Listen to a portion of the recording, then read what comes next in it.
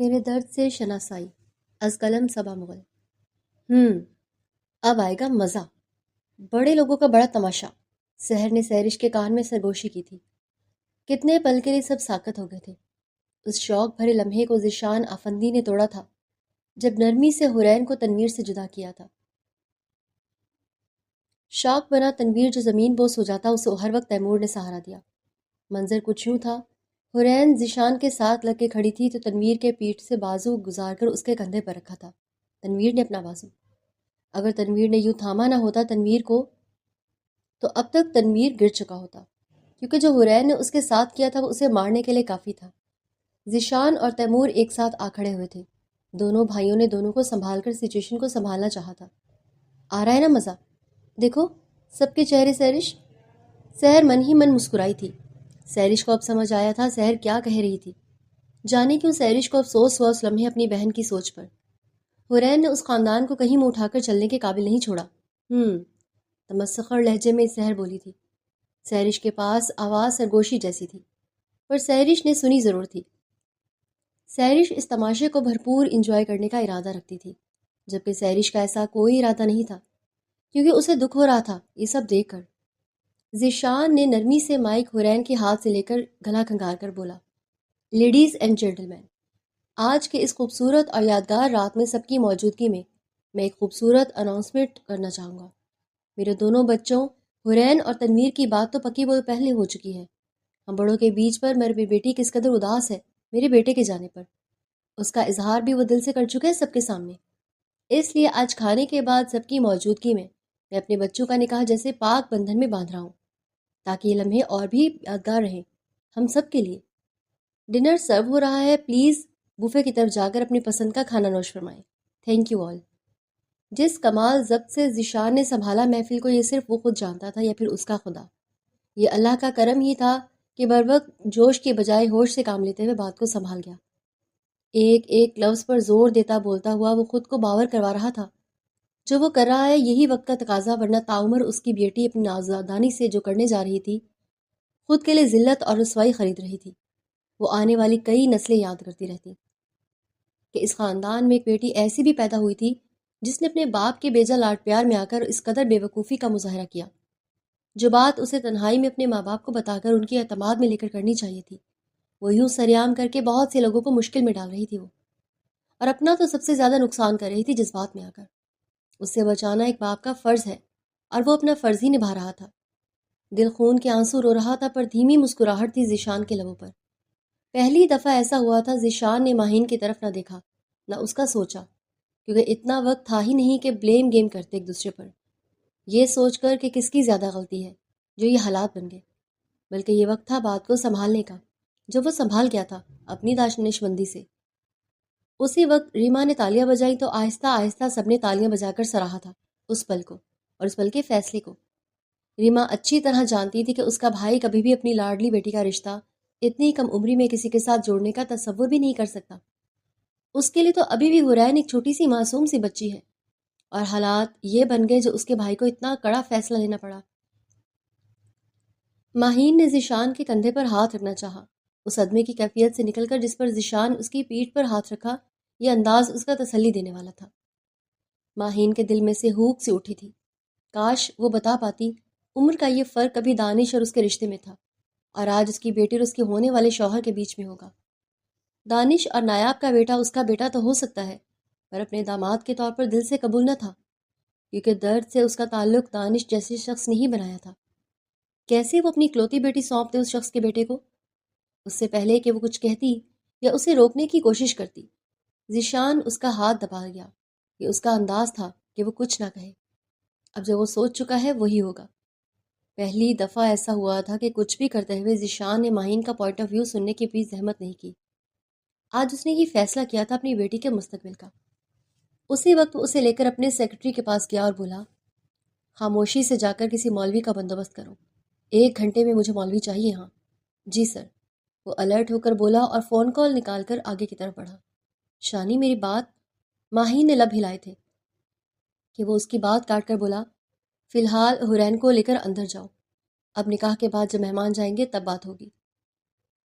سب کھانے کے لیے بفیز کی طرف بڑھے جہاں بیٹھے میٹھے کی 4 اقسام تھیں تو دیسی بھی سب کھانے موجود تھے۔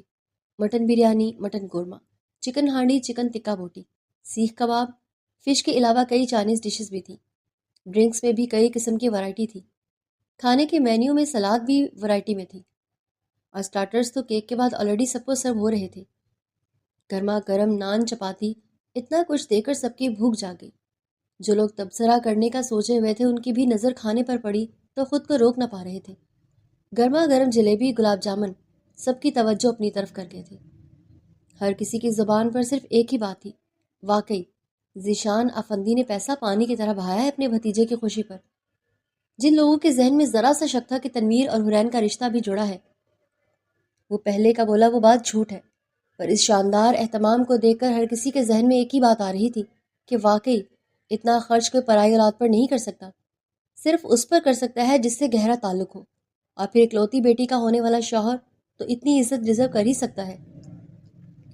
کچھ کے ذہن میں یہ بات آ رہی تھی کہ شاید حرین اس کے جانے کے دکھ میں لفظوں کا صحیح استعمال نہ کر پا رہی تھی، اس لیے محفل میں کچھ عجیب ماحول بنا تھا۔ آخر تھی تو کم عمر اور نادان، اور اس عمر کی لڑکیاں ہوتی ہی ایسی ہیں، جذباتی اور بے خوف، کچھ بھی کر گزرنے والی۔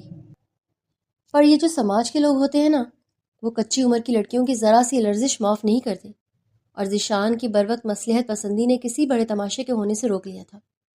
حرین کو آج تو احساس نہیں تھا کہ وہ کتنی بڑی غلطی کرنے جا رہی تھی، جس کا خمیازہ اس کے ماں باپ کے ساتھ ساتھ تنویر کو بھی جھیلنا پڑتا۔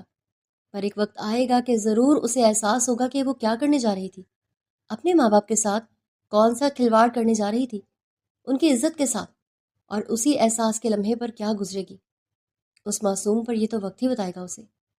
فی الحال حرین خوش اور مطمئن تھی، جو اس سے بن سکا وہ اس نے کیا، اپنی محبت کو پانے کے لیے کیا۔ اسے کوئی شرمندگی نہ تھی اب تک، جو کچھ سوچ کر اس نے کیا تھا حالات اس سے بھی بہتر اس کے حق میں ہو گئے تھے، اسی لیے اس کا خوش ہونا تو بنتا تھا۔ ماہین، ریما اور طیبہ خاموشی سے حرین کو لیے اندر کی طرف بڑھی۔ اس سے پہلے کہ کوئی کچھ کہتا ذیشان وہاں آ گیا۔ میں تم میں سے کسی کو نہ دیکھوں کہ وہ حرین کو کچھ کہیں، جو بات کرنی ہوگی وہ ہم خود کر لیں گے، تنہائی میں اپنی بیٹی سے۔ ذیشان دبے لفظوں میں بولتا سب کو شٹ اپ کال دے کر گیا تھا۔ اگلے دن جب سعد صبح سویرے ہی کسی کام سے باہر نکل گیا تو نور نے ہمت جمع کی اور دل کا بوجھ ہلکا کرنے اور ساس کا موڈ دیکھنے کے لیے اماں جی کے کمرے کا رخ کیا۔ وہ چائے کی ٹرے ہاتھ میں لی جیسے ہی کمرے میں داخل ہوئی، اماں جی بیڈ پر ٹیک لگائے بیٹھی تسبیح پڑھ رہی تھی۔ نور نے دھیمے قدموں سے آگے بڑھ کر ٹرے سائڈ ٹیبل پر رکھی اور لرزتی آواز میں کہا، امی جی آپ کی چائے۔ اماں جی نے تسبیح روکی اور اپنی اینک کے پیچھے سے نور کو دیکھا۔ ان کی نظروں میں وہ پرانی مامتا اور شفقت اب مکمل طور پر غائب ہو چکی تھی، وہاں صرف ایک سرد حقارت اور نفرت کا راج تھا۔ رکھ دو اسے وہاں، انہوں نے انتہائی روکھے اور زہریلے لہجے میں کہا۔ نور نے نظریں جھکا لی۔ امی جی آپ اب بھی مجھ سے ناراض ہیں؟ یقین کریں میرا اس شخص سے رابطہ نہیں ہے۔ ناراض؟ اماں جی طنزیہ ہنسی۔ ان کا لہجہ نور کے دل کو چھلنی کرنے لگا۔ ناراض اپنوں سے ہوا جاتا ہے نور، احسان فراموشوں سے نہیں۔ میرے بیٹے نے ایک طلاق یافتہ عورت کو اپنے گھر کی ملکہ بنایا، اسے عزت دی، اور تم اب بھی اپنے اس پہلے شوہر کے خواب دیکھ رہی ہو، اس سے رابطے ڈھونڈ رہی ہو۔ سچ کہتے ہیں کچھ عورتوں کے خمیر میں ہی شکر گزاری نہیں ہوتی۔ نور کا دل تڑپ اٹھا، وہ تڑپ کر ان کے گھٹنوں کے پاس بیٹھنے لگی۔ امی جی خدا کے لیے ایسا مت کہیں، سعد نے آپ سے جھوٹ بولا ہے، میں قسم کھاتی ہوں میرا ذیشان سے کوئی رابطہ۔ بس اپنی گندی زبان سے میرے بیٹے کو جھوٹا مت کہو۔ اماں جی نے جھٹکے سے اپنا پلو اس کے پاس سے ہٹایا، جیسے نور کو چھونا بھی ان کے لیے گناہ ہو۔ سعد کل صبح واپس امریکہ جا رہا ہے اپنے بزنس کے سلسلے میں، اسے جانا ہی ہے۔ یہ سن کر نور کے دل میں نا امیدی کے اندھیرے کے بیچ ایک ہلکی سی امید جاگی کہ شاید سعد کے جانے سے اس کی قید کچھ نرم ہو جائے گی، لیکن اماں جی نے اگلے ہی پل اس کی یہ خوش فہمی بھی پاش پاش کر دی۔ نور کے چہرے پر ابھرتے ہوئے تاثرات کو بھانپتے ہوئے اماں جی نے انتہائی نفرت آمیز لہجے میں وار کیا، اور سنو، یہ جو تمہارے چہرے پر ایک دم سکون آیا ہے نا، یہ وہم اپنے دماغ سے نکال دینا کہ سعد کے جانے کے بعد تمہیں یہاں کوئی آزادی مل جائے گی، یا تم اپنے اس پرانے عاشق سے ملنے کے لیے پر تولنے لگو گی۔ اماں جی نے نور کے چہرے کے قریب اپنی انگلی لہرائی۔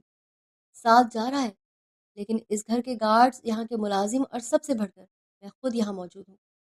تمہاری ہر نقل و حرکت پر میری کڑی نظر رہے گی۔ اگر تم نے گھر کی دہلیز پار کرنے کی یا کسی سے بھی رابطہ کرنے کی کوشش کی تو میں خود سعد کو فون کر کے سب بتا دوں گی۔ اماں جی کا یہ روپ نور کے لیے سعد کے تھپڑ اور سگریٹ کے زخم سے بھی زیادہ تکلیف دہ تھا۔ وہ بوڑھی خاتون جو کبھی اس کی سب سے بڑی پناہ گاہ تھی، آج سعد کے بنے ہوئے جھوٹ کے جال میں پھنس کر اس کی سب سے سخت جیلر بن چکی تھی۔ نور خاموشی سے اٹھی اپنے آنسو چھپاتی ہوئی کمرے سے باہر نکل آئی۔ اسے اب سمجھ آ رہا تھا کہ سعد کے جانے کے بعد بھی اس کی یہ قید کم ہونے والی نہیں تھی۔ نور کو شائستہ بیگم شدت سے یاد آ رہی تھی، جنہوں نے اسے اتنا پیار اور مان دیا تھا۔ بدلے میں نور نے ان کے بیٹے ان کی عزت دو کوڑے کی کر دی تھی۔ آج احساس ہو رہا تھا اپنے رب کی نعمتوں کی کس قدر بے قدری کی تھی اس نے۔ نور کا دل خون کے آنسو رو رہا تھا۔ سعد جب رات کے کمرے میں داخل ہوا تو نور بستر کے کونے میں گھٹنوں میں سر دیے خاموش بیٹھی تھی۔ کمرے کی مدھم روشنی میں اس کا وجود کسی بے جان مجسمے کی طرح لگ رہا تھا۔ سعد نے اپنا کوٹ اتارا، اسے ہینگر پر لٹکایا اور پھر اپنا ارادے لباس نکل کر واش روم چلا گیا۔ وہ بلیک سینڈو اور ٹراؤزر میں اپنے گیلے بالوں میں انگلیاں چلاتا ڈریسنگ کے سامنے آ کر باڈی سپرے لگاتا مردانہ وجاہت لیے بڑے آرام سے آ کر اس کے سامنے بیڈ پر بیٹھ گیا۔ نور نے سر اٹھا کر اسے نہیں دیکھا اور نہ ہی کوئی شکایت کی، بس اس کی خاموشی کی دیوار پہلے سے زیادہ اونچی اور مضبوط ہو چکی تھی۔ وہ جانتی تھی کہ اب بولنا یا اپنے دفاع میں کچھ بھی کہنا فضول ہے۔ سعد نے اس کی اس گہری خاموشی کو محسوس کیا تو اس کے لبوں پر ایک طنزیہ اور زہریلی مسکراہٹ ابھر آئی۔ اس نے آگے بڑھ کر نور کی ٹھوڑی کو دو انگلیوں سے پکڑ کر اوپر اٹھایا، مگر نور نے اپنی نظریں اب بھی دوسری طرف جما رکھی تھی۔ واہ نور، کیا خاموشی اختیار کی ہے تم نے! سعد کا لہجہ طنز سے بھرپور تھا۔ کل میری امریکہ روانگی ہے اور تم نے اب تک مجھ سے کوئی بات نہیں کی، نہ کوئی الوداعی جملہ، نہ کوئی فرمائش۔ جب نور کی طرف سے کوئی جواب نہ ملا تو سعد نے اس کا چہرہ جھٹک دیا اور ہنستے ہوئے پیچھے کا ہوا، جیسے وہ اس کی اس بے بسی سے لطف اندوز ہو رہا ہو۔ ویسے اچھا ہے، مجھے تمہارا یہ خاموش روپ زیادہ پسند ہے۔ کم از کم تم اب اپنی اوقات میں رہنا سیکھ گئی ہو۔ اس نے سرد لہجے میں جتانا شروع کیا۔ ایک بات اپنے ذہن میں اچھی طرح بٹھا لو نور، تم میرے لیے، اس گھر کے لیے اور میری سوسائٹی کے لیے صرف ایک ڈمی وائف ہو۔ لفظ ڈمی وائف نور کے کانوں میں پگھلے ہوئے سیسے کی طرح اترا، مگر اس نے اپنے چہرے پر کوئی تاثر ابھرنے نہ دیا۔ سعد نے اپنی بات جاری رکھتے ہوئے اس کی روح کو مزید گھائل کیا۔ پاکستان میں میری ایک بوڑھی ماں ہے، اس کی دیکھ بھال کے لیے مجھے ایک ایسی خادمہ چاہیے تھی جو خاندانی ہو اور جس پر کوئی شک نہ کرے۔ اور جب میں پاکستان آتا ہوں تو بزنس پارٹیز میں ساتھ کھڑا کرنے کے لیے مجھے سجی سنوری خوبصورت عورت کی ضرورت ہوتی ہے، تاکہ لوگ میرے اسٹیٹس کو دیکھ سکیں۔ بس یہی تمہاری کل اوقات ہے میری زندگی میں، ایک ایسی ڈمی جسے میں جب چاہوں سجا کر دنیا کے سامنے پیش کروں اور جب میرا دل بھر جائے تو اسے اس گھر کے کسی کونے میں بند کر دوں۔ وہ نور کے بالکل قریب جھکا اس کے کان میں سرگوشی کی۔ میری اصل بیوی میرا پیار اور میری لائف پارٹنر نتاشا ہے، جو امریکہ میں میرے ساتھ رہتی ہے۔ وہاں کی دنیا اس کی ہے اور یہاں کا یہ پنجرہ تمہارا ہے، اس لیے کل جب میں چلا جاؤں تو اپنی حد سے باہر نکلنے کی کوشش مت کرنا۔ اماں جی کو میں نے سمجھا دیا ہے کہ تم پر کس طرح نظر رکھنی ہے۔ سعد نے اپنی بات مکمل کی اور لائٹ بند کر کے بیڈ کی دوسری طرف لیٹ گیا، لیکن نور اندھیرے میں کھلی آنکھوں سے چھت کو تکتی رہی۔ اس کی خاموشی اب ٹوٹنے والی نہیں تھی، کیونکہ سعد نے آج اس کے بچے کچے مان کا آخری جنازہ بھی نکال دیا تھا۔ وہ واقعی ایک کٹ پتلی بن چکی تھی، ایک ایسی بے جان گڑیا جس کی ڈوریاں ایک ظالم انسان کے ہاتھ میں تھی۔ اگلے پل وہ خود پر گرا گیا نور کو، وہ اس کے ظالم شکنجے میں پھڑپڑاتی رہ گئی تھی۔ کچھ محبت ہوگی تو شاید مجھے تم سے بھی محبت ہو جائے، پر تم بڑی ظالم چیز ہو نور۔ اکڑ ٹوٹ گئی پر تیور نہیں گئے جناب کے۔ اس کی مزاحمت کو نظر انداز کرتا اس کے چہرے کا رخ اپنی طرف کر گیا۔ نور نے کرب سے کہا، محبت اور تم سے؟ اس کے جملے کو مکمل کرنے سے پہلے ہی اس کے ہونٹوں کو اپنے ہونٹوں میں لاک کرتا اسے بے بس کرتا۔ اس کی مزاحمتوں کا دم توڑ گیا، اس کی باہوں میں اس کے ستم پر ٹوٹ کر بکھری تھی۔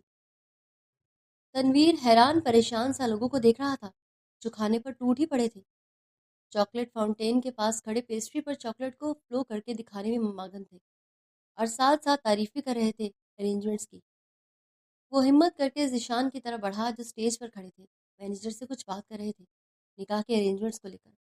چاچو، مجھے آپ سے، تنویر نے کہا آہستہ سے۔ وہ اپنے حصے کی صفائی دینا چاہتا تھا تنہائی میں لے جا کر اپنے چاچو کو۔ تنویر تم جا کر دیکھو سب کو صحیح سے کھانا مل رہا ہے نا، کوئی کمی تو نہیں رہی؟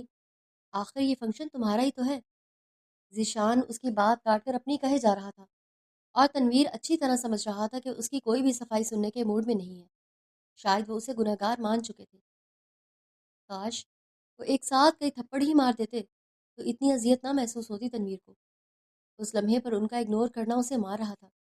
وہ تذبذب کا شکار ہو رہا تھا اور کبھی حورین کو اس لحاظ سے سوچتا ہی نہیں تھا، اور انہوں نے تو بغیر کسی صفائی کے سنے اسے ملزم ہی بنا دیا۔ بڑے سے بڑے گنہگار کو بھی ایک موقع دیا جاتا ہے اپنی صفائی کا، اور تنویر کو یہ موقع نہ دے کر ذیشان نے اس کے من میں بے اختیاری بڑھا دی تھی۔ پر چاچو، اس کا لہجہ نمی لیے ہوئے تھا، نکاح کے بعد بات ہوگی، اس وقت جا کر اپنے گیسٹس کو اٹینڈ کرو۔ ذیشان کے حکم پر اس کے اندر درد جگا تھا، بے انتہا درد جگا تھا، وہ درد جو بے تباری اور بے یقینی کا تھا جو انہوں نے اس پر دکھائی تھی۔ کاش اس کی صفائی ہی سن لیتے تو شاید فیوچر میں حالات الگ ہوتے۔ پر فیوچر کس نے دیکھا تھا، اور کس نے سوچا تھا کیا ہوگا اس فیوچر میں؟ اسی وقت حمزہ اسے بازو سے تھام گیا، سائڈ پر لے گیا۔ کیا کر رہے ہو یار؟ دیکھ نہیں رہے ذیشان ماموں کس طرح سچویشن ہینڈل کر رہے ہیں؟ بس تم خاموشی سے نکاح کر لو، یہی وقت کا تقاضا ہے، حمزہ نے اسے سمجھایا تھا نرمی سے۔ یار میں نے کچھ نہیں کیا، سمجھنے کی کوشش کرو، تنویر نے بے بسی سے کہا۔ وہ مرد نہ ہوتا تو اب تک پھوٹ پھوٹ کر روتا اس سچویشن میں۔ آج اسے شدت سے اپنے سگے ماں باپ یاد آ رہے تھے۔ کاش وہ ہوتے تو ایک دفعہ اس کی زبانی حقیقت سن تو لیتے۔ اس نے کبھی زندگی کے کسی لمحے میں اپنے سگے ماں باپ کو یاد نہیں کیا تھا اتنی شدت سے، کہ ذیشان اور ماہین نے اس قدر اسے محبت سے پالا تھا، اس قدر اسے خوشیاں دی تھی کہ وہ کبھی اپنے ماں باپ کی کمی محسوس ہی نہیں کر پایا۔ پر آج اس وقت اس لمحے سے شدت سے وہ لوگ یاد آ رہے تھے۔ سب کچھ کر کے کہتے ہو کچھ نہیں کیا، بڑے کوئی احسان فراموش نکلے تم تنویر دانش آفندی۔ یہ لفظ سحر نے کہے اچانک آ کر۔ اس سے پہلے حمزہ کچھ کہتا، سحر ٹوٹی پڑی تھی اس پر۔ سحر کے لفظ اس کے منہ پر کسی تماچے سے کم نہ تھے۔ سحر بھی تو تلبلا اٹھی تھی یہ سوچ کر کہ جو اس نے سوچا تھا وہ ایسا کچھ بھی نہیں ہوا، بلکہ آج چالاکی سے ذیشان نے اس تماشے کو تماشا ہونے سے بچا لیا تھا۔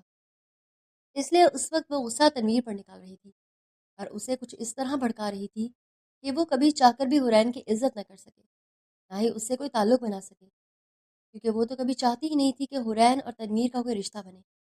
اس کے ارادے تو کچھ اور تھے حورین کو لے کر۔ وہ تو حورین کو اپنی بہو بنا کر ذیشان اور ماہین کی ساری پراپرٹی حاصل کرنا چاہتی تھی۔ پر یہ کیا ہو گیا؟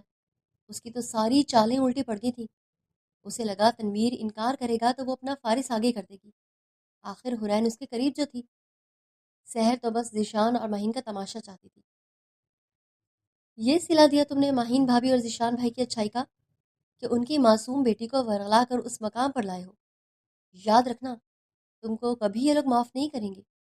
یہ سب دولت کے لیے کیا ہے تم نے؟ یہاں بیٹھا ہر ایک شخص جانتا ہے کہ ماہین اور ذیشان کے پاس کس قدر دولت ہے، اور اس کی اکلوتی وارث ان کی بیٹی ہے۔ اس دولت کی خاطر یہ سب کچھ کیا ہے نا تم نے؟ کوئی کہے نہ کہے، سب جانتے ہیں حقیقت کیا ہے، اور تم کتنے بڑے لالچی ہو۔ تنویر ہکا بکا ہو کر اس کی زہر بھری زبان سن رہا تھا۔ حمزہ بھی شوق تھا کہ کس طرح اس کی مامی تنویر کا دل توڑ رہی ہے۔ اس کو اس کی ہی نظروں میں گرا رہی تھی سحر کی باتیں۔ میں نے کچھ نہیں کیا چاچی، یہ الزام ہے مجھ پر، تنویر تڑپ کر بولا تھا۔ وہ اپنی صفائی میں بہت کچھ کہنا چاہتا تھا، اور سحر کے تمسخر والے تاثرات اس کی زبان پر قلفی ڈال رہے تھے۔ کس قدر نفرت تھی اس کی نظروں میں تنویر کو لے کر۔ جاؤ جا کر پاؤں دھو کر پیو ان کے سمجھے، جنہوں نے اپنی کروڑوں میں ایک بیٹی تم جیسے غریب کو دے کر ایک اور احسان کیا ہے تمہاری ذات پر۔ سحر کے انداز پر وہ خود کو دو کوڑی کا ہی سمجھ بیٹھا تھا۔ وہ تڑپ اٹھا تھا ان کے لگائے الزام پر۔ اتنا کہہ کر وہ تو چلی گئی، پر تنویر کو وہ ذلت محسوس کروا گئی کہ پھر اسے کچھ سمجھ ہی نہیں آ رہا تھا، کیونکہ اسے لگ رہا تھا کہ سب کی یہی سوچ ہے تنویر کو لے کر۔ سحر چاچی کی باتوں نے اس قدر اسے ہرٹ کیا تھا کہ اسے لگا یہاں کھڑا ہر ایک شخص اس پر اس تمسخر بھری نگاہ سے دیکھ رہا ہے۔ وہ یہ سمجھ ہی نہیں پا رہا تھا کہ لوگ کیا سوچ رہے ہیں، لوگ کیا چاہتے ہیں۔ وہ تو بس ایک ہی بات اس کے ذہن میں تھی جو کچھ سحر چاچی اس کے منہ پر کہہ کر گئی ہے۔ باقی لوگوں کے ذہن میں بھی یہی بات گھر کے بیٹی ہے جو سحر چاچی نے کہا، بس ان کی کہنے کی ہمت نہیں، کیونکہ یہاں پر بہت سارے لوگ تو ذیشان چاچو اور ماہین ماما کے امپلائی تھے۔ کیسے وہ ہمت کر کے کچھ کہتے؟ کچھ کولیگس تھے، کچھ ان کے پارٹنرز تھے جن کے ساتھ وہ بزنس کرتے تھے۔ بزنس سوسائٹی میں ایک نام تھا ماہین افندی کا، کچھ اس سے بگاڑنے کا سوچ بھی نہیں سکتا تھا۔ انہی باتوں نے تنویر کو اپنی نظروں میں گرانے کے ساتھ ساتھ حورین کو بھی اس کی نظروں میں گرا دیا۔ اب بے انتہا نفرت اس کے دل میں بھر گئی تھی، حورین کو لے کر جو شاید مر کر بھی ختم نہ ہو۔ پھر واقعی مولوی آ چکا تھا اور گھنٹے کے بعد، اور نکاح کے لیے حورین اور تنویر کو ایک ساتھ بٹھایا گیا تھا۔ ایک طرف ذیشان تھا تو دوسری طرف ماہین تھی دونوں کے۔ مولوی صاحب کالم بھر رہے تھے۔ جب حق مہر کی بات آئی تو اس سے پہلے ذیشان کچھ کہتا، تنویر نے 1 کروڑ کہا تھا۔ ذیشان اسے حیرت سے دیکھ رہا تھا۔ مولوی صاحب نے دلہے کے کہے مطابق حق مہر 1 کروڑ لکھا تھا۔ ذیشان کو واقعی شوق لگا تھا 1 کروڑ حق مہر کا سن کر، اور یہ بات اس کے ذہن میں شدت سے آئی۔ تنویر آخر کرنا کیا چاہتا ہے 1 کروڑ حق مہر لکھوا کر؟ اس نے تو سوچا بھی نہیں تھا اپنی بیٹی کا حق مہر 1 کروڑ۔ کوئی تنویر سے پوچھتا تو بتاتا کہ اس نے 1 کروڑ حق مہر کیوں لکھوایا ہے، شاید اپنی اوقات اس لڑکی کے ماں باپ کی نظر میں کچھ بڑھانے کے لیے، جبکہ وہ خود اچھی طرح جانتا تھا کہ 1 کروڑ بھی ان کے لیے کوئی بڑی رقم نہیں ہے۔ آج کی دعوت میں ہی 50 لاکھ روپے خرچ کر چکا تھا ذیشان افندی، پھر اس کی بیٹی کے لیے 1 کروڑ حق مہر کوئی بڑی بات تھی ہی نہیں۔ تنویر کے اندر ذلت کے ساتھ ساتھ احساس کمتری بھی بڑھی تھی اس لمحے۔ پھر کچھ ہی دیر میں نکاح کی کاروائی مکمل ہوئی۔ دعا کے بعد لوگوں کی مبارکباد کا شور گونج اٹھا تھا۔ ذیشان اور ماہین ہونٹوں پر نرم مسکراہٹ لیے سب سے مبارکباد وصول کر رہے تھے، پر کوئی ماہین کے دل سے پوچھتا کہ وہ اندر ہی اندر کس قدر دکھی تھی۔ آخر وہ دعوت اختتام پذیر ہوئی۔ اس کو لے کر پچھلے 15 دنوں سے افندیز ایکسائٹڈ تھے۔ ایسا کچھ ہوگا جو کسی کے وہم و گمان میں بھی نہیں تھا۔ تنویر افندی اپنا سامان لے کر چلا گیا گھر سے دعوت کے بعد۔ سب کے اعصاب اس قدر تھکے ہوئے تھے، کسی نے محسوس ہی نہیں کیا تنویر کا چلے جانا۔ حورین اپنے کمرے میں بند ہو گئی تھی، کسی نے کچھ نہیں کہا تھا۔ اگلے دن شام کو کراچی کے مہمان جا چکے تھے۔ ریما، دعا اور تیمور نے سراہا تھا اس کے فیصلے کو، جبکہ دوسری طرف طیبہ حورین کی موجودگی میں ماہین سے کہہ رہی تھی، مجھے تنویر سے کوئی اچھی امید نہیں ہے، کیونکہ وہ بھی دانش اور نایاب کی اولاد ہے۔ پتہ نہیں تمہیں کیا ہو گیا تھا جو تم نے اپنے شوہر کو روکا نہیں۔ ہمیشہ ہر موقع پر ذیشان تمہاری رائے کو ہی اہمیت دیتا ہے۔ آج اتنی بڑی بات پر اس نے تمہارا نظریہ کہ تمہاری کوئی بات سنے بغیر اتنا فیصلہ کر لیا اور اپنی اتنی معصوم بیٹی کو دانش افندی کے بیٹے کے ساتھ باندھ دیا۔ سچ میں ماہین، مجھے تو شدید حیرت ہو رہی ہے، پتہ نہیں کیوں دکھ ہو رہا ہے۔ مجھے نہیں پسند آیا یہ فیصلہ تم لوگوں کا۔ ماہین سن تو طیبہ کو رہی تھی، پر دیکھ حورین کو رہی تھی۔ حورین نے شرمندگی سے سر جھکا لیا۔ اللہ سب بہتر کرے گا طیبہ آپی، ویسے بھی جب غلطی اپنی اولاد کی ہو تو پھر کسی اور کے بیٹے پر انگلی اٹھانے کا کیا فائدہ ہے؟ اور دوسری بات، تنویر کی تربیت ہم نے کی ہے، مجھے پوری امید ہے وہ کبھی بھی میری تربیت کو خراب نہیں کرے گا، حورین کی نادانی کو دل سے معاف کر دے گا۔ کیونکہ کل رات تنویر تو چلا گیا تھا، پر حورین کو لا کر ذیشان اور ماہین نے پوچھا تو وہ ساری حقیقت بتا گئی کہ آخر اس نے ایسا کیوں کیا۔ اس نے کہیں بھی اپنی چاچی کا ذکر نہیں کیا تھا، ہر بات میں اس نے یہی ظاہر کیا کہ پچھلے سال سے اس نے اظہار کیا تھا محبت کا، پر تنویر نے ہی منع کیا تھا کہ اسے اپنے ماں باپ سے بات کرنے سے۔ اور پھر جب اس نے لندن میں ہمیشہ کے لیے سیٹل ہونا اور وہیں شادی کرنے کا بتایا تو حورین نے جذبات میں آ کر جو اس وقت بہتر لگا وہ کر گزری تھی۔ حورین کی سادگی میں کئی باتوں پر اچھی طرح ذیشان اور ماہین کو اندازہ ہو گیا کہ تنویر کا اس میں کوئی ہاتھ ہی نہیں تھا، بس اس کی غلطی اتنی تھی کہ اس نے یہ بات چھپائی تھی۔ بہتر ہوتا وہ خود آ کر حورین کی بے وقوفی کا بتا دیتا تو شاید حالات کچھ مختلف ہوتے اس وقت۔ اگلے دن شام سے وہ کوشش کر رہا تھا کسی طرح تنویر سے بات ہو جائے، اس کا نمبر مسلسل بند جا رہا تھا۔ ذیشان کو اندازہ تھا کہ وہ ناراض تھا ان سے، اسے منانے کا سوچ بیٹھے تھے۔ وہ اچھی طرح جانتے تھے کہ لندن جانے سے پہلے ضرور تنویر ان سے اللہ حافظ کہنے آئے گا، اور اس کی نوبت آتی اس سے پہلے ہی ان کو پتہ چلا کہ دنیش شاہ کے والد ایان شاہ کا انتقال ہوا امریکہ میں، اس لیے ایمرجنسی میں وہ لوگ امریکہ روانہ ہوئے تھے۔ جنید شاہ کے اس دکھ بھرے لمحوں میں دوست کا ہونا ضروری تھا، اس لیے ماہین اور ذیشان دونوں گئے تھے۔ حورین کو لے کر نہیں گئے تھے اپنے ساتھ کیونکہ اس کا پاسپورٹ ایکسپائر ہو چکا تھا۔ اگلے دن جانے سے پہلے واقع تنویر آیا تھا۔ ذیشان اور ماہین سے ملنے پر جب زرینہ ملازمہ نے بتایا کہ صاحب لوگ امریکہ گئے ہوئے ہیں تو اسے افسوس ہوا، کاش وہ ان سے مل لیتا اور اپنے حصے کی صفائی دے دیتا جانے سے پہلے، پر چاہے وہ مانے یا نہ مانے، آج وہ مشکل ہمت جوڑ کر آیا تھا، پر شدید مایوس ہوا تھا وہ۔ کچھ سوچ کر وہ نوک کر کے حورین کے روم میں گیا، اور وہ تو شوق ہو کر اسے دیکھ رہی تھی، اپنی پیاس بجھا رہی تھی اسے دیکھ کر۔ اس سے پہلے وہ کچھ کہتی وہ کریڈٹ کارڈ اس کے ہاتھ پر رکھ کر بولا، یہ تمہارا حق مہر ہے، اس کا پاسورڈ ہے ****2 3 میں ہمیشہ کے لیے جا رہا ہوں. اب مجھ سے کوئی امید مت رکھنا کہ کبھی رخصتی ہوگی. جب تھک جاؤ طلاق مانگ لینا، آزاد کر دوں گا تمہیں. کاش چاچو اور ماما ہوتے تو ان کے مطابق فیصلہ کر ہی لیتا. وہ دھیمے لہجے میں شرمندہ سا بول رہا تھا. حورین تڑپ ہی اٹھی تھی اس کی بات پر. ایسا کیسے کہہ سکتے ہیں آپ؟ مجھے حق میں نہیں چاہیے تنویر. مجھے معاف کر دیں پلیز. وہ اسے واپس کرنا چاہ رہی تھی پر تنویر مٹھیاں بھیج گیا. میں تمہیں تعمر معاف نہیں کروں گا حورین افندی. یاد رکھنا جس ذلت سے میں گزرا ہوں اس سے تمہیں گزاروں تب بھی میرے روح پر لگے زخموں کا مرہم نہیں ہوگا وہ. اس کا لہجہ نفرت آمیزش تھا. تنویر میں نے جو کیا تم سے محبت کے چکر میں کیا. میں مجبور تھی. اس کے لہجے میں محبت کی تڑپ تھی. اور میں جو کروں گا وہ میں نفرت میں کروں گا. وہ میری بھی مجبوری ہوگی. تم دل میں کبھی تھی ہی نہیں اور اب نظر سے بھی گر گئی ہو.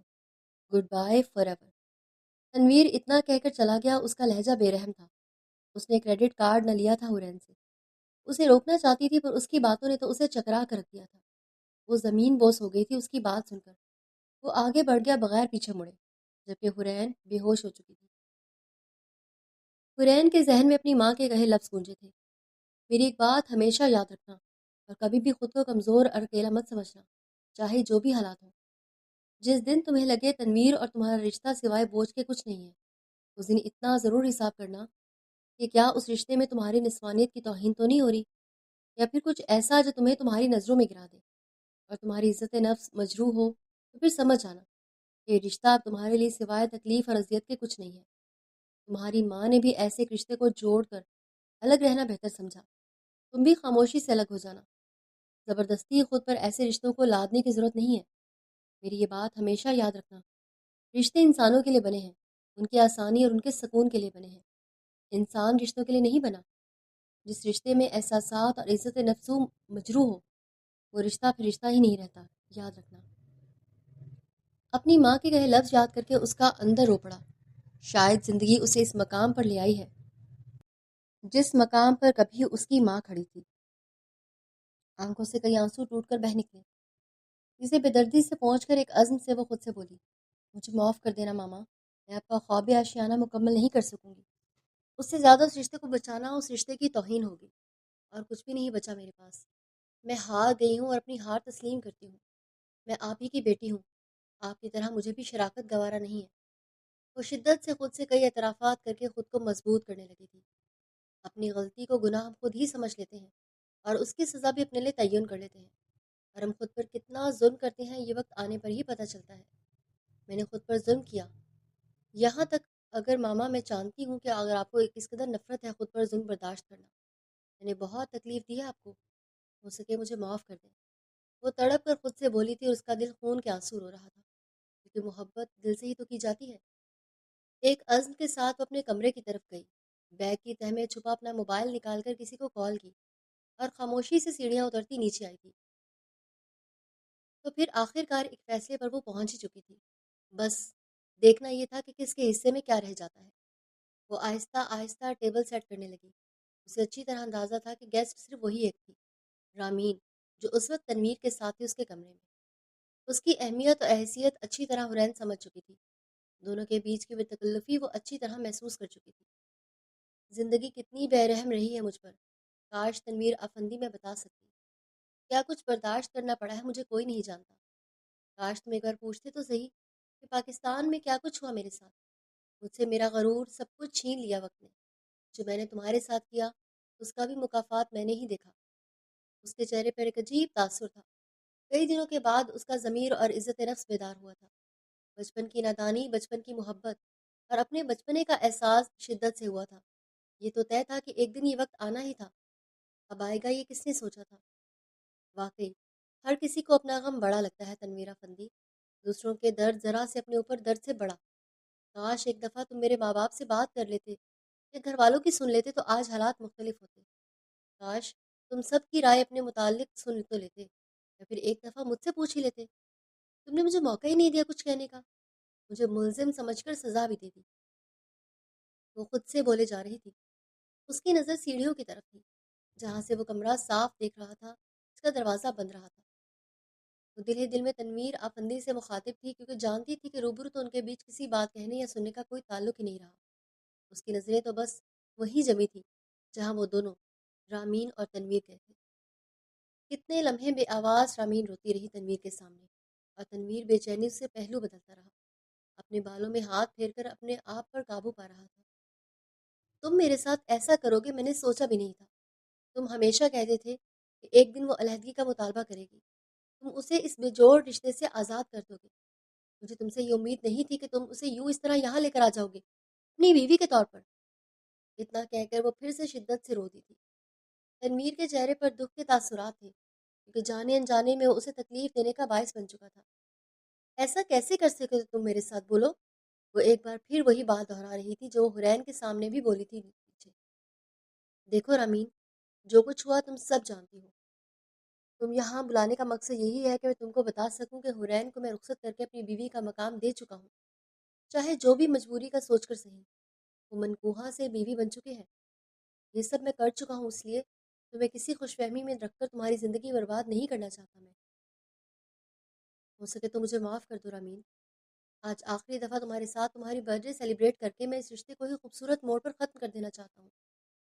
اگر تمہیں یوں ہی باہر بلا کر سمجھاتا تو شاید تمہیں غلط فہمی ہوتی، اس لیے تمہیں یہاں گھر بلا کر ساری حقیقت دکھائی ہے۔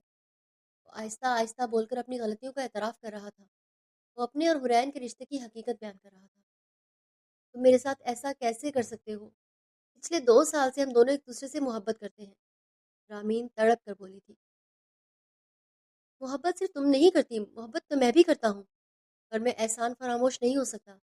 اب جو حالات ہیں اس میں حرین کو بالکل بھی نہیں چھوڑ سکتا، چاہے پھر اس سے کتنی نفرت کیوں نہ کروں، تنویر نے کہا، جس پر وہ شدت سے بولی۔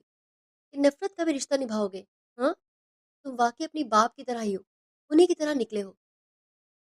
مجھے تم پر بھروسہ نہیں کرنا چاہیے تھا، میری امی بالکل ٹھیک کہتی ہیں۔ وہ غصے کی شدت سے اس کا گریبان تھام کر بولی تھی، جس پر وہ اپنا گریبان چھڑاتا ہوا بولا۔ کیا کہتی ہے خالہ؟ ہاں بولو، کیا کیا ہے میرے باپ نے؟ اب تو اس سے بھی زیادہ غصہ آ رہا تھا، کیونکہ وہ اس کے میرے مرے ہوئے باپ پر انگلی اٹھا رہی تھی۔ اسے یقین نہیں آ رہا تھا کہ اس کی سگی خالہ زاد اس کے باپ کے متعلق ایسا کہے گی۔ دونوں کی آوازیں کمرے سے باہر جا رہی تھی، پر دونوں اس بات سے بے پرواہ ہو کر بحث میں لگے ہوئے تھے۔ میں تمہیں کچھ نہیں بتاؤں گی، کیونکہ یہ میرا کام نہیں ہے۔ جا کر کسی سے بھی اپنے خاندان میں پوچھ لو، کیا کچھ تمہارے باپ نے کیا تھا ماہین آنٹی کے ساتھ؟ انہوں نے 2 عورتوں کی زندگی برباد کی تھی۔ میری خالہ نایاب سے پیار کیا تھا تو پہلی شادی ماہین آنٹی سے کی تھی، اور دوسری شادی تمہاری ماما میری خالہ نایاب آنٹی سے۔ تم بھی انہی کی اولاد ہو، خاندانی بیوی کو سب سے اوپر رکھو گے؟ ہم تو ہیں ہی تم لوگوں کا ٹائم پاس۔ وہ نفرت آمیز لہجے میں بول کر تنویر کو اذیت سے دوچار کر گئی تھی۔ To hell with your decisions mister Tanveer, that and a relationship on a happy corner. No matter for me at all. I am leaving you right now. Ramen غصے سے انگلش میں اسے 4 باتیں سنا کر اپنا فیصلہ سنایا۔ آنکھیں اب بھی برس رہی تھی اپنی بے قدری پر، اور اس سے پہلے وہ واقعی چلی جاتی اسی وقت دروازہ کھلا اور حرین مضبوط قدموں سے اندر داخل ہوئی اور بولی، آپ کو جانے کی ضرورت نہیں ہے۔ آپ کو تنویر آفندی پورا مکمل مبارک ہو۔ مجھے بٹا ہوا شخص کبھی قبول ہی نہیں۔ میں ماہین آفندی کی بیٹی ہوں، تو اس نے بھی بٹے ہوئے شخص پر لعنت بھیجی تھی۔ ایک لمحے کے لیے چپ ہوئی اتنا بول کر، اور وہ دونوں ساکت ہو گئے، اسے سن رہے تھے۔ پہلے وہ رامین کی آنکھوں میں آنکھیں ڈال کر بول رہی تھی، اب کہ وہ اپنا رخ تنویر کی طرف موڑ کر بولی، میں تو یہاں بس صرف اپنی ماں کا خواب آشیانہ مکمل کرنے آئی تھی، جو شاید کبھی پورا نہ ہو، اور جہاں تک میری ذات پر تمہارا حساب رہتا تھا وہ تم سود سمیت وصول کر چکے ہو۔ اب تمہارا مجھ پر اور میرا تم پر کوئی حساب نہیں رہتا۔ کیا بکواس کر رہی ہو تم؟ ابھی تک تو وہ ماہین کے دیے شوق سے نکلا نہیں تھا کہ اس کے باپ پر اس طرح انگلی اٹھا رہی تھی، اور اب حرین کا یہ روپ واقعی شوق ہی تو اسے لگا تھا۔ وہی جو آپ سن رہے ہیں مسٹر تنویر آفندی، بہت جلد خلا کے پیپرز مل جائیں گے آپ کو، سائن کر کے دے دیجیے گا میرے وکیل کو۔ مجھے اور میری ماں کو لوگوں کو بھیک دینے کی عادت ہے، نہ کہ بھیک میں ملے ہوئے رشتے رکھنے کی، ہمیں عادت ہو۔ رامین تمہیں ہی مبارک ہو تنویر آفندی۔ تنویر اور رامین ہکا بکا ہو کر اسے اور اس کے انداز کو دیکھ رہے تھے۔ یہ کیا بول کر گئی ہے؟ رامین حیرت سے بولی تھی، کیونکہ اسے یہ امید نہیں تھی کہ اتنی چھوٹی سی لڑکی یہ بات کر جائے گی۔ مجھے جا کر دیکھنے تو دو۔ اس کے پیچھے جلدی سے نکلا تھا۔ وہ اپنے سامان کے ساتھ لاؤنج میں کھڑی ہوئی تھی۔ حرین، کیا ہوا؟ ایسے کیسے تم کہاں اور کیسے جا رہی ہو؟ وہ ابھی تک حیران تھا کہ وہ کیا بول رہی تھی اس کے روم میں رامین کے سامنے۔ مجھے لگتا ہے کہ ہمارے بیچ ایسا کوئی تعلق ہی نہیں ہے کہ آپ ایسا کوئی سوال مجھ سے پوچھیں، حورین بے نیازی سے بولی تھی۔ پھر بھی اگر جاننا چاہتے ہیں تو یہ لو، یہ یو ایس بی میری ماں کی کہی کچھ باتیں اور کچھ یادیں ہیں اس یو ایس بی میں، اور یہ تمہارے باپ کی ڈائری جو اپنی زندگی کے آخری دنوں میں میری ماں کے لیے لکھی تھی انہوں نے، کیونکہ ان میں ہمت نہیں تھی میری ماں کا سامنا کرنے کی۔ تمہیں ایک بار ضرور پڑھنی چاہیے تنویر افندی، تمہیں اس درد سے شناسائی حاصل ہو جائے جس درد کو کبھی میری ماں بیان ہی نہیں کر سکی تھی اپنی زبان سے۔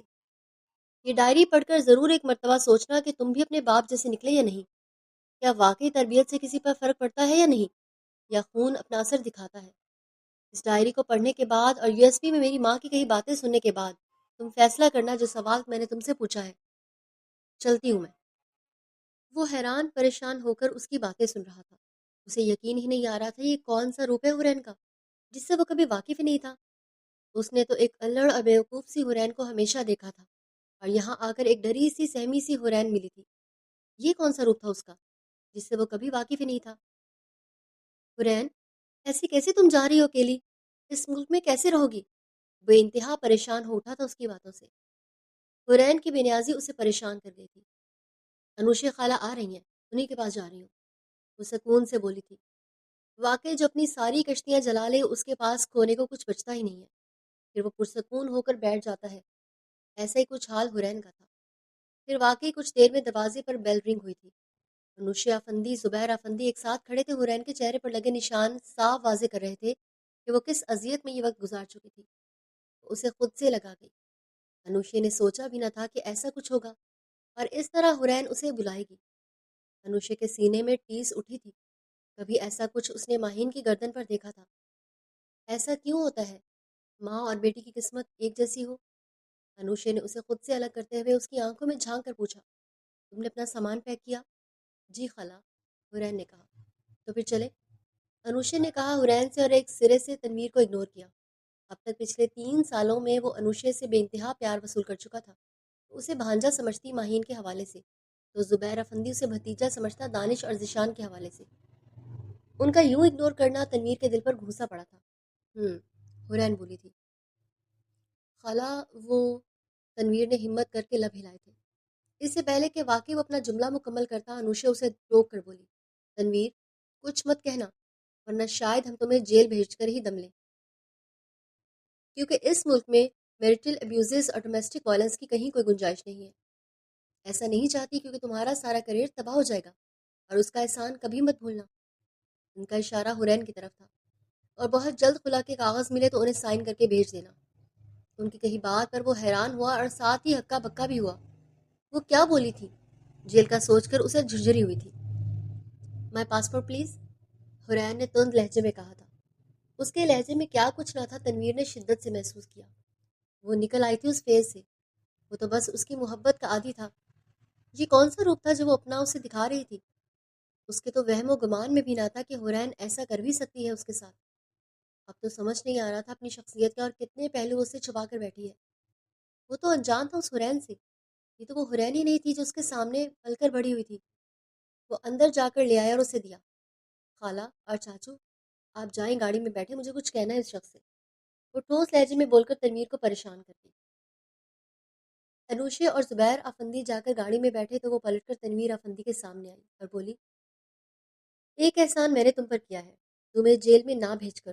جو ابیوزز اور وائلنس تم نے مجھ پر کیا اس کی کڑی سزا ملتی، پر تمہارا بھی ایک احسان ہے مجھ پر کہ تمہارا جیسا کوئی وجود میرے اندر نہیں پلنے دیا تم نے۔ یو آر اے سک مین، اور تمہاری اولاد بھی ایسی ہوتی۔ اللہ کا لاکھ شکر ہے اس اذیت سے میں بچ گئی۔ وہ اس کے منہ پر ایک کڑا تماچا مار گئی، ایسا تماچا جو اس نے ہاتھ اٹھا کر مارا بھی نہیں اور اس کی روح پر لگ گیا تھا۔ کتنے لمحے وہ ڈائری کو پکڑے دیکھتا رہا۔ ہمت کر کے اس نے ڈائری کھولی تھی۔ مجھے ڈائری لکھنے کی عادت نہیں ہے، نہ مجھے پتا ہے کہ کیسے کیا لکھوں، پر جانے کیوں ماہین تم سے بات کرنے کے لیے اس ڈائری کا سہارا لینا ضروری پڑ گیا ہے، کیونکہ تم سے نظر ملانے کی ہمت نہیں مجھ میں۔ ماہین، ہو سکے تو مجھے معاف کر دینا، بہت برا شوہر رہا ہوں تمہارے حق میں، نہ اچھا باپ بن سکا میں ہمارے بچوں کا، اور سمجھ میں نہیں آتا کس کے ظلم کی معافی مانگوں۔ میں اور نایاب تمہارے دونوں گنہگار ہیں، ہم دونوں اس قابل بھی نہیں جو تم سے معافی مانگ سکیں، کہ تمہاری طرف دیکھ بھی سکیں۔ کتنا گر گئے ہم دونوں کہ تمہارے ظرف کے آگے بالکل بونے سے ہیں۔ تم اچھائی کے جس مقام پر ہو اسے شاید ہم کبھی چھو بھی نہیں سکتے۔ تنویر کا دل کانپ اٹھا اتنا سا پڑ کے۔ وہ سوچ بھی نہیں سکتا تھا کہ اس کے ماں باپ ماہین کے گنہگار تھے۔ ماہین ماما کے کسی رویے سے تنویر کو کبھی احساس ہی نہیں ہوا تھا کہ اس کے ماں باپ کا امیج خراب ہے ماہین کی نظر میں۔ اس کی چھوٹی ماما نے تو کبھی کوئی ایسا تاثر دیا ہی نہیں جس سے لگے کہ دانش اور نایاب سے اسے کوئی تکلیف رہی ہے۔ تنویر کو ہمیشہ یہی لگتا تھا کہ شاید اس کے بابا کے مرنے کے بعد اس کے چاچو نے اس کی ماما سے شادی کی ہے۔ تنویر کو شدت سے احساس ہو رہا تھا کہ واقعی ماہین کا ظرف بہت بڑا ہے۔ دھڑکتے دل کے ساتھ اس نے آگے پڑھنا شروع کیا۔ تم جیسی لڑکی بیوی کے روپ میں کسی انعام سے کم نہ تھی میرے لیے۔ تم اللہ کا انعام تھی جس کی میں قدر نہ کر سکا۔ آج سوچنے بیٹھا ہوں تو احساس ہوا نکاح ہوا اس دن سے تم کو اگنور کرتا رہا ہوں۔ تم نے اپنی طرف سے ہمیشہ اہمیت دینے کی کوشش کی اس رشتے کو، اور نبھانے کی کوشش بھی کی تھی، پر میں ہی برے طریقے سے تمہاری حوصلہ شکنی کرتا رہا۔ میں زیادتی بھرتا ہمیشہ سے۔ میں نے نایاب سے شادی کر کے اپنی زندگی شروع کر لی، خود 2 بچوں کا باپ بن گیا، سب کچھ تھا میرے پاس۔ پھر بھی تمہیں اپنے ساتھ باندھے رکھ کر بہت غلط کیا میں نے۔ میں چاہتا مرد بن کر ڈٹ جاتا باپ کے سامنے تو تمہاری زندگی خراب نہ ہوتی۔ تمہیں رخصت کر کے لانا میری سب سے بڑی غلطی تھی، اور اس سے بڑی غلطی تمہیں نہ بتا کر تمہیں دھوکہ دیتا رہا، اور تم پر اس قدر حاوی رہا اور دبا کر رکھا کہ تم مجھ سے بات کرتے ہوئے بھی گھبراہٹ کا شکار ہو۔ کاش میں تمہیں یقین دلا سکوں کہ خدا گواہ ہے، میں بالکل نہیں جانتا تھا کہ نایاب کے ذہن میں تمہیں لے کر کس قدر قدورت ہے۔ میں سمجھ ہی نہیں سکا۔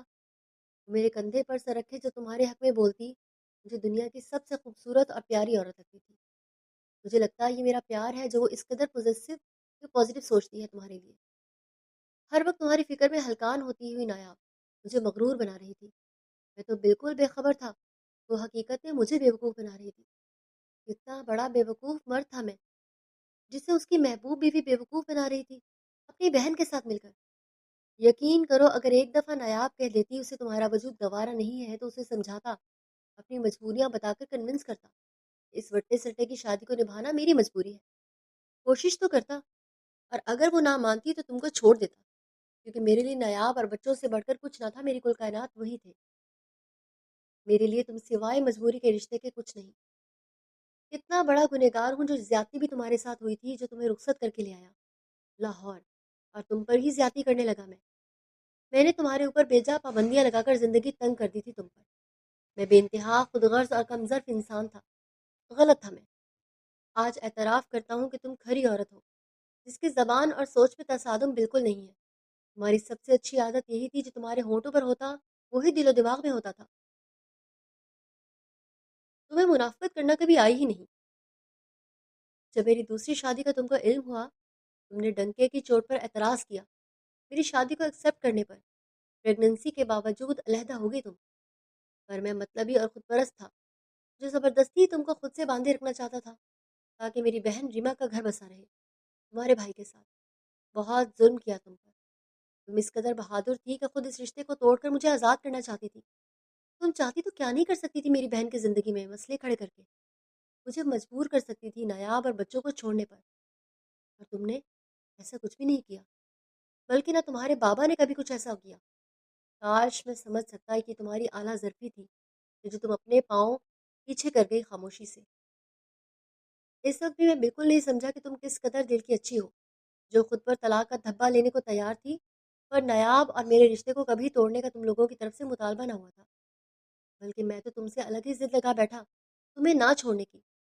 یہاں پر بھی میں غلط تھا، تم بالکل صحیح تھی اپنی جگہ۔ تم اس قدر تکلیف میں تھی چاہت کی پیدائش پر، وہ نارمل بچوں جیسی نہ تھی۔ اسے کس قدر توجہ کی ضرورت تھی، پر میں تمہیں واپس لانے کے لیے تم پر ایک اور ظلم کر گیا۔ تمہارا بے بسی سے رونا مجھے اب یاد آتا ہے تو تڑپ اٹھتا ہوں ماہین۔ کس قدر ظلم کیا تم پر، ایسے درد اور اذیت سے دوچار کرتا تھا جس کو کبھی تم زبان بھی نہیں دے پاتی تھی۔ تم جیسی خالص اور مخلص عورت کی قدر نہ کر سکا میں۔ بہت برا ہوں میں، بہت برا کیا میں نے۔ ایک آخری اعتراف جو شاید میں خود بھی کرنے سے ڈرتا ہوں، جو کبھی کسی کے سامنے نہ کر سکا اور آج کرنا چاہتا ہوں۔ میں تم سے جیلس تھا، تمہاری قابلیت اور ذہانت سے۔ میں بے نیازی برتنے کا ڈرامہ کرتا تھا، پر حقیقت میں چاہتا تھا کہ تم کو لون بزنس کرنے سے روک لوں۔ مجھے سمجھ نہیں آ رہا تھا کیا بہانہ کر کے روک لوں تم کو، پر جانے کیوں تم سے کہہ نہیں پا رہا تھا۔ کیونکہ تم پر اتنا ظلم کر چکا تھا، اب روکتا کام سے تو شاید تم مجھے چھوڑ دیتی۔ اب میں تمہیں چھوڑنا بھی نہیں چاہتا تھا، کیونکہ تم میری بیٹی کی ماں تھی۔ تم بری ماں نہیں تھی، تم نے جتنا ہو سکا تم نے ہمارے ہاسپٹل جا کر اسپیشل چائلڈ کے لیے قربانیاں دی۔ اب میں نے کیا کیا؟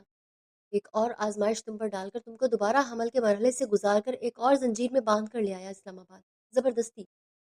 بہت غلط کیا میں نے، بہت غلط۔ سب کچھ میری منشا کے مطابق ہو رہا تھا، پر میں پھر بھی بیزار رہنے لگا کہ تم چاہت کے علاوہ بزنس کو وقت دیتی، مجھے بالکل وقت نہ دیتی تھی۔ تمہارا اگنور کرنا شدید ناگوار گزرتا تھا مجھے۔ زبیر اکثر مجھ سے تمہارے بولنے کے انداز کو سراہتا، جس طرح تم فورن کلائنٹس ہینڈل کرتی، وہ ہر وقت تمہاری تعریف کرتا رہتا کہ بزنس پڑھی لکھی لڑکی اس قدر ماہر ہے بزنس کے ساتھ ساتھ کمپیوٹر کی، یہ سمجھ نہیں آتا یہ ایک بغیر پڑھے ایک سافٹ ویئر انجینئر سے یہ بزنس وومن ہے۔ تم نے کتنے کم عرصے میں اتنی ترقیاں پالی کہ میں خود حیران تھا۔ زبیر ہمیشہ مجھے مشورے دیتا کہ تم اور ماہین مل کر اپنا بزنس کرو، اپنی بیوی کا ٹیلنٹ استعمال کرو، پر مجھے میری انا نے روکے رکھا، جو تم سے کہہ نہ سکا۔ زبیر خود فورن کا ہو کر تمہارے انگلش ایکسنٹ کا گرویدہ تھا، تم تک پہنچا ہم افندیس مردوں کے پہنچ سے باہر تھا۔ تم واقعی لاجواب تھی، کب میرے اندر تمہیں دیکھ کر احساس کمتری جاگی بتا نہیں سکتا ماہین۔ ماہین، میرا وجود کچھ بھی نہیں تھا تمہارے آگے۔ کچھ وقت میں مجھے اندازہ ہو گیا تھا کہ اگر یہ بچے نہ ہوتے تو شاید تم کب کا مجھے چھوڑ دیتی، کیونکہ تم میں کسی چیز کی کمی نہ تھی۔ ایک کمی قدرتی جو اللہ نے ہمارے خون میں رکھی تھی، جس کا نتیجہ چاہت تھی، اور تم نے ایک اب نارمل بچے کو کس قدر دل سے اون کیا تھا۔ سوچتا ہوں کس قدر اچھی تھی تم، عقل مند بھی تھی۔ تم ایک دفعہ میں بغیر ملے تنویر کی باتوں سے سمجھ گئی نایاب اچھی عورت نہیں ہے، جیسی میں اسے سمجھتا ہوں ویسی بالکل نہیں تھی، پر تم نے مجھے نایاب کے اچھا ہونے کے بھرم میں رہنے دیا، کبھی میرا بھرم توڑنے کی کوشش نہ کی۔ تم واقعی جینیس ہو، اور منفرد بھی ہو عام لڑکیوں سے۔ تم تو نایاب اور بچوں سے دوری ہی بنا کر رکھنا چاہتی تھی۔ یہ تو میں تھا جو زبردستی تمہیں لے کر اسلام آباد آ گیا۔ تم ہر لمحے صحیح تھی، پر میں تمہیں سمجھنا ہی کب چاہتا تھا۔ اب تمہیں کھو کر احساس ہوتا ہے کہ کیا کچھ کھو دیا ہے میں نے نایاب پر بھروسہ کر کے، پر تم نے مجھے مبہم لفظوں میں اشارہ دیا بھی تھا، پر میں جو کل عقل خود کو سمجھتا تھا نایاب کی مکاری سمجھ نہ سکا۔ نایاب نے غلط نیت سے تنویر کو بھیجا تھا، پر تم نے معصوم بچے کو اس قدر پیار دیا کہ وہ تمہارا گرویدہ ہو گیا تھا۔ اور نایاب نے کیا کیا؟ تمہارے ساتھ چاہت کے منہ پر تکیہ رکھ کر اسے مار دیا۔ میں نے اس کا الزام تمہاری لاپرواہی پر ڈال کر ہمارے دوسرے بچے کو بھی مار دیا، جو تمہارے پیٹ میں تھا۔ ہاں، میں نے بہت غلط کیا، بہت بڑا گناہ کیا تھا، کیونکہ اس وقت تمہیں مارنے والا ایک باپ نہیں تھا، بلکہ ایک کمظرف اور احساس کمتری کا مارا شوہر تھا، جس نے بغیر سوچے تم پر ہاتھ اٹھاتا چلا گیا، اور تم نے ہماری دوسری اولاد بھی کھو دی۔ جب مجھے احساس ہوا کہ اب کچھ نہیں بچا ہمارے بیچ، دونوں زنجیریں ٹوٹ چکی ہیں، اس سے پہلے تم مجھے چھوڑو ڈر کے مارے، میں نے ہی تم کو طلاق دی۔ یہ تھی میری بدقسمتی جو میں نے اپنے نصیب میں رقم کر لی تھی۔ میں اور نیاب دونوں تمہارے گنہگار ہیں۔ بہت خودغرض ہوں میں وہیں۔ دیکھو، آج مجھے پتہ چلا ہے کہ نیاب نے تکیہ رکھ کر چاہت کا سانس روکا تھا۔ تمہیں میری زندگی سے نکالنے کے لیے اسے میں نے نہیں چھوڑا، کیونکہ وہ میرے دو بیٹوں کی ماں ہے، پر میں اندر سے مر گیا ہوں۔ ہماری دوسری اولاد بیٹا تھا جو میری نادانی میں مر گیا۔ اب بتاؤ کس منہ سے معافی مانگوں؟ بتاؤ۔ ماہین، اپنے ہاتھوں سے ہماری جنت کو بکھیر دیا میں نے، کچھ نہیں بچا، دیکھو خالی ہاتھ رہ گیا ہوں میں۔ ماہین، میری دعا ہے کہ خدا تم کو خوش رکھے، ساری خوشیاں دے جو میں بدنصیب نہ دے سکا تم کو۔ تم بہت اچھی لڑکی ہو، تمہیں اچھا ہمسفر ملے جو میرے دیے درد کی دوا کرے اور مرہم رکھے میرے دیے زخموں پر۔ میری دعا ہے تم کو تمہارے حصے کی سچی خوشیاں نصیب ہو۔ مجھے نہیں لگتا کہ میں زیادہ جی پاؤں گا، اتنا برا کرنے کے بعد شاید میرا مکافات شروع ہو چکا ہے، جانے کہاں ختم ہو اس کا سلسلہ۔ پر اتنا بتا دو، دانش افندی کہیں کا نہیں رہا۔ پلیز مجھے اور نیاب کو معاف کر دو اگر ہو سکے۔ پھر کچھ صفحے خالی پڑے تھے، آگے بھی کچھ لکھا تھا۔ یہ رائٹنگ وہ اچھی طرح پہچانتا تھا، یہ رائٹنگ اس کے چاچو ذیشان افندی کی تھی، جس نے لکھا تھا: ڈیئر ماہین، کل رات تم نے کہا برتھ ڈے کا تم سے کچھ گفٹ مانگوں، جانے کیوں سب سے مشکل چیز مانگ رہا ہوں۔ ہو سکے میرے بڑے بھائی کو معاف کر دو ماہین، اگر ہو سکے تو معاف کر دو۔ دل پر زبردستی نہیں ہے، یہ معاملہ دل کا ہے۔ دل چاہے تو معاف کر کے اس قصے کو ختم کرو، سارے تعلق ختم کر دو۔ جانتی ہو، جان سے پیاری بیوی جب ہم کسی کو معاف کر دیتے ہیں جس نے ہم پر بے انتہا ظلم کیا ہو، تو سمجھو اس کا وجود ہی ختم کر دیتے ہیں۔ اگر معاف نہیں کرتے تو سمجھو کہیں نہ کہیں اس کی یاد کے راستے کھلے چھوڑ دیتے ہیں کہ وہ ہر تکلیف اور درد میں یاد آئے۔ میں یہ تم پر چھوڑتا ہوں ماہین، کہ تم دانش بھائی کو معاف کر کے اس قصے کو یہی ختم کر دو، یہ سوچ کر کہ جو تمہارے ساتھ ظلم ہوا اس کا مکافات ان میاں بیوی نے اپنے اولاد کو کھو کر پا لیا ہے، یا معاف نہ کر کے ان کو اپنی بری یادوں کا حصہ بنائے رکھنا چاہتی ہو، یہ سب میں تم پر چھوڑتا ہوں۔ تم جو بھی فیصلہ کرو گی میں تمہارے ساتھ ہوں، تمہارا شان۔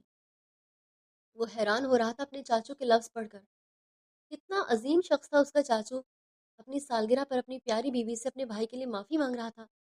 یہ تنویر کا اندازہ ہی تھا کہ شاید چاچو نے اپنی سالگرہ کے دن ہی ماما کو یہ ڈائری دے کر اپنے بھائی کے پچھتاوے کا خلاصہ کیا تھا، اس لیے تو آخر میں اپنا میسج لکھا تھا۔ اتنا پڑھ کر تنویر کے اندر بے چینی جاگ اٹھی، پھر اس کی ماما نے کیا جواب دیا ہوگا اپنے شوہر کو، اور اس سے زیادہ سوچنا نہیں پڑا اور نہ ہی جواب مانگنا پڑا کسی سے، بلکہ ایک صفحہ چھوڑ کر ماہین کی رائٹنگ میں لکھا تھا: ڈیئر شانی، تمہارا ساتھ میرے لیے میرے سب درد کا مداوا ہے، تمہاری محبت کے آگے یہ کچھ بھی نہیں ہے۔ مجھے اس قدر محبت دی ہے تم نے ان 2 سالوں میں کہ اب مجھے دانش افندی اور اس کے دیے زخم یاد بھی نہیں ہے، پر اگر تمہاری سالگرہ کا تحفہ یہی ہے کہ میں ان لوگوں کو معاف کر دوں اور اپنی بری یادوں میں سے ان دونوں کا نام و نشان مٹا دوں، تمہاری خوشی کے لیے تو میں ماہین افندی اپنے دل کی رضا سے دانش افندی اور نایاب کو معاف کرتی ہوں، اور اللہ سے یہی امید رکھتی ہوں کہ وہ بھی ان دونوں کو معاف کر دیں، اور آج سے میں اپنی زندگی سے یہ باب ختم کر دینا چاہتی ہوں، اور مجھے یقین ہے کہ تم نے جو کہا ہے بالکل ایسا ہی ہوگا۔ معاف کرنے کے بعد میں کبھی ان لوگوں کو یاد بھی نہیں کروں گی، اور میں چاہتی بھی نہیں ہوں کہ تمہارے ہوتے ہوئے کسی اور کو یاد کروں، بری یاد کے طور پر بھی۔ تھینکس جان، مجھے اس اذیت کا آخری ذرہ بھی ختم کروانے کے لیے۔ مجھے تم اور تمہارا ساتھ چاہیے زندگی کے ہر موڑ پر۔ Thanks for being in my life, my soulmate, my love, Shan. کتنے لمحے ایک بھرپور مرد روتا رہا ڈائری اپنے منہ پر رکھے، اور جسے اپنی خالہ کے کہے مبہم جملوں کا مطلب سمجھ آیا، جو ہمیشہ ان 3 سالوں میں اسے کہتی تھی: ماہین کی بیٹی کے ساتھ کبھی کوئی ظلم مت کرنا، اس کی بیٹی کے مقابل میری بیٹی میری زندگی میں کبھی نہیں آ سکتی، سمجھے تم؟ جو اس لڑکی سے غلطی ہوئی اس کا بچپنا سمجھ کر معاف کر دو۔ بہت اعلیٰ ظرف ماں باپ کی بیٹی ہے، کہتے ہیں ماں باپ کی نیکی اس کی اولاد کے آگے آتی ہے، بس یہی سمجھ کر اس لڑکی کو کوئی دکھ کبھی مت دینا تنویر بیٹے۔ حورین کے ماں باپ کے بہت احسان ہے تم پر، تمہاری ماں اور خالہ پر، سمجھے تم؟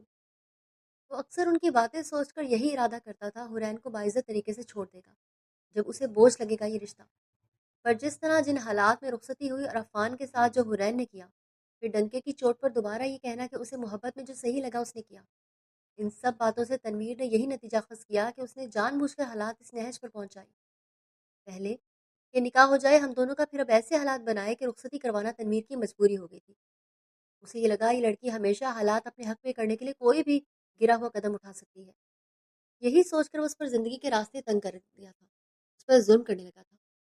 مجھے معاف کر دیں بابا، مجھ سے بہت بڑی غلطی ہو گئی، مجھے ایسا نہیں کرنا چاہیے تھا۔ میں ماہین ماما کی پرورش میں پل کر بڑا ہوا اور پھر بھی ان جتنا اعلیٰ ظرف نہیں ہو سکا جو حورین کو معاف کر دیتا، ان کی سنتا پھر اپنی سناتا، اسے سمجھاتا، بلکہ میں نے تو وہی کیا جو آپ نے کبھی ماہین ماما کے ساتھ کیا تھا۔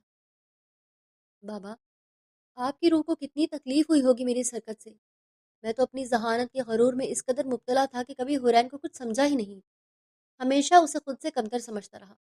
ساری غلطی اس کی نہیں ہے، کچھ غلطی تو میری بھی تھی، اگر میں چاہتا تو اسی وقت ماما اور چاچو کو بتا کر مسئلہ حل کر سکتا تھا، اس کی اصلاح ہو جاتی، پر ساری باتیں اپنے تک محدود رکھ کے میں نے حورین کو موقع دیا اتنی بڑی غلطی کرنے کا، پھر سزا اس اکیلی کو کیوں ملی؟ ملنی تو مجھے بھی چاہیے تھی۔ وہ شدت سے رو پڑا، رہ رہ کر اپنے ظلم یاد آ رہے تھے جو اس معصوم پر وہ کر چکا تھا۔ اس ڈائری نے اسے USB کا خیال اس کے ذہن سے نکال دیا تھا، کیونکہ اس ڈائری کے لفظوں نے جھٹکے کے زد ملا کھڑا کیا تھا تنویر افندی کو۔ 2 دن تک وہ دکھ اور صدمے میں رہا، آخر کار تیسرے دن ہمت کر کے وہ زبیر افندی کے گھر پہنچا حورین سے بات کرنے کے لیے۔ اول تو حورین نے اس سے بات کرنے سے انکار کر دیا، اس کی ڈھیر ساری منتوں کے بعد زبیر افندی اور روشے خالہ کے سمجھانے کے بعد آ کر وہ اس سے ملی تھی۔ کتنے لمحے وہ اسے دیکھتا رہا، اور وہ خاموشی سے اپنے قدموں پر نظریں جمائے کھڑی رہی۔ اس کے گندمی نینکوش میں ماہین کی جھلک کو تنویر نے شدت سے محسوس کیا، اس کے دل میں ہوک سی اٹھی اس لمحے، اس چہرے پر اذیت رقم کرتے وقت ایک لمحے کو بھی اسے احساس نہ ہوا کہ اس کی پیاری ماما اور چاچو کی لاڈلی اور اکلوتی اولاد ہے۔ اب جب احساس ہوا ہے تو شرمندگی شرمندگی اس کے اندر جاگی تھی کہ کیسے وہ اس چہرے پر زخم دیتا رہا۔ اس کے ہاتھ ذرا نہیں کانپتے تھے اس لڑکی کو اذیت دیتے ہوئے، جس میں اس کی پیاری ماما اور چاچو کی تربیت تھی۔ کیسے بھول گیا وہ ان عظیم لوگوں کے احسانات؟ واقعی میں وہ ایک احسان فراموش باپ کی اولاد تھا جو دوسروں کے احسان بھول جاتا تھا اپنی خود غرضی میں۔